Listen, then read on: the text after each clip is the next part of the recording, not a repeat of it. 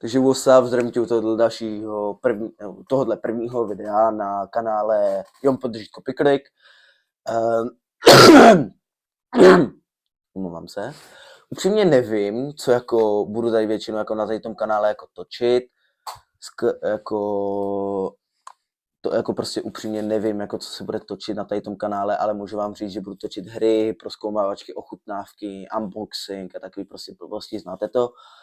A upřímně nečekal jsem, že prostě, že zase budu točit na YouTube, protože netočil jsem už od minulého kanálu, jsem upřímně natočil skoro půl roku, je to brutál a je to takový divný pro mě pocit lidi, ale fakt jako nečekal jsem to, fakt že ne.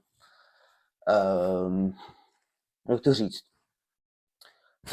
Takže jestli ti jako jako hry, prostě prozkoumávačky, ochutnávky, unboxing, tak jsi na tady tom kanále sakra správně.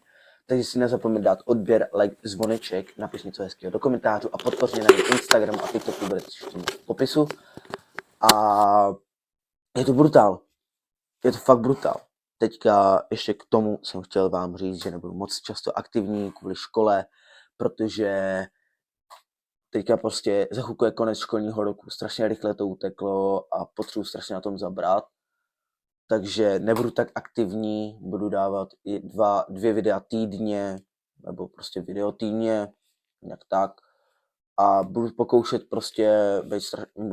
pokoušet jako být aktivní, budou se hodně často prostě měnit i spoty, jako obzvlášť třeba tady v tom pokoji, anebo potom někde jinde.